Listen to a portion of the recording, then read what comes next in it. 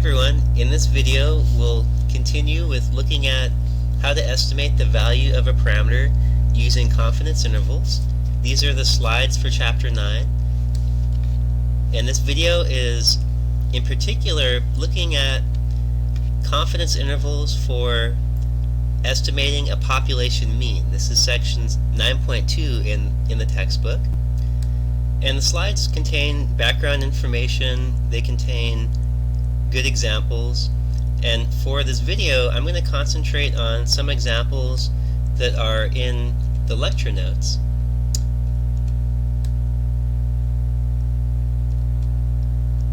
The lecture notes have two examples. One example is going to be an introduction example, and the next one after that is going to be very similar to what you would see on the homework.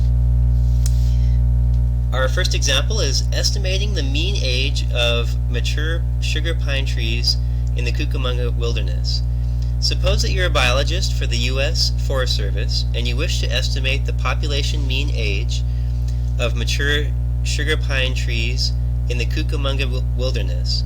So throughout this section we'll use the symbol mu to represent population mean.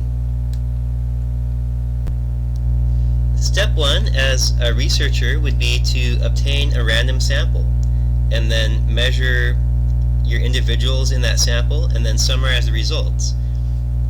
In this case, as a biologist, you would obtain core samples from a random sample of sugar pine trees, count the tree rings, and then summarize your results. Let's suppose that you obtain core samples from a random sample of 20 sugar pine trees in the Cucamonga wilderness, and you count the tree rings of each core sample to determine the age of that tree.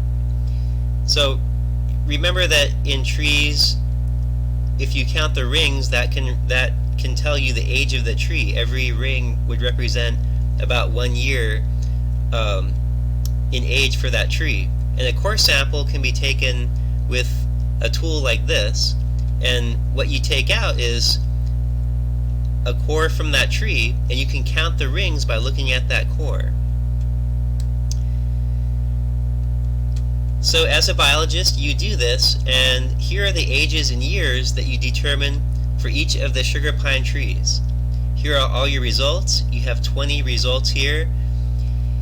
These are the ages of the sugar pine trees. The next thing that you would do is calculate a point estimate, and in this case the point estimate is going to be the sample mean, because in this problem you're trying to estimate the population mean.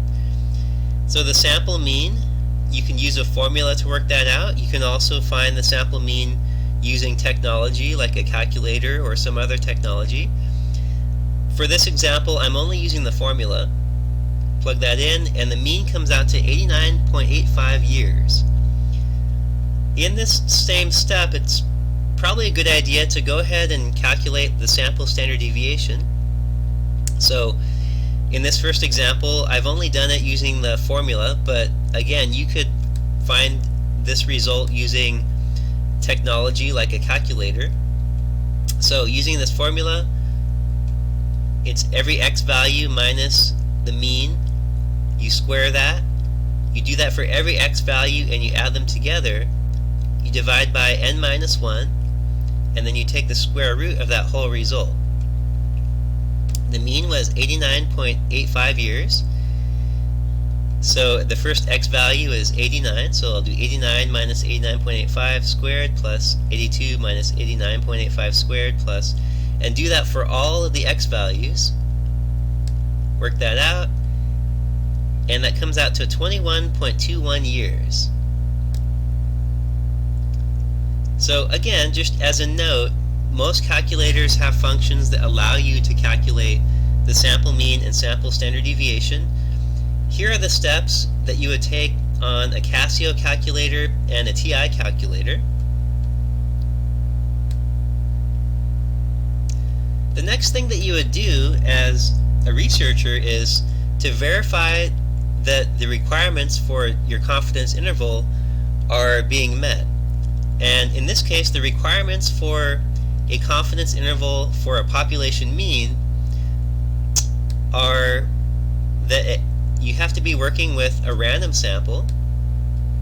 Another requirement is that you need to meet the normality condition, and in this case the normality condition has two parts. Either the population must be normally distributed, or if that's not true, the sample size must be sufficiently large. And the rule of thumb is that the sample size should be more than 30. So one of these has to be true. They don't necessarily both have to be true, but one of these have to be true in order to meet this normality condition. And then the third requirement is that your trials are independent. And one way to check that is to make sure that your sample size is less than 5% of the population size. Let's go ahead and check the requirements. The first requirement, the sample must be random. Well, in the problem it states that the sample is random, so we'll take your word for it that it's a random sample. Back in the original it just says that you obtain a random sample of 20 sugar pine trees. Let's check the second requirement, the normality condition. In this case, your sample size is relatively small. You have a sample size of 20 trees. That's less than 30. So that means that in order to meet the normality condition, it would have to be true that the population is normally distributed.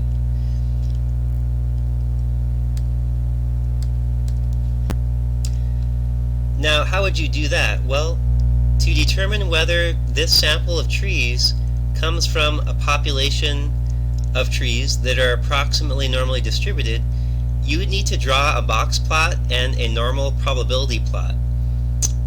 These techniques are described in section 7.3 of our textbook, but you won't need to know how to use these techniques for our class.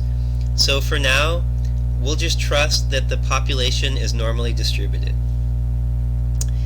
The third condition, that the trials must be independent, can be checked by verifying that the sample size is less than 5% of the population size. So we'll want to double check this, that lowercase n is less than or equal to 0.05 times capital N.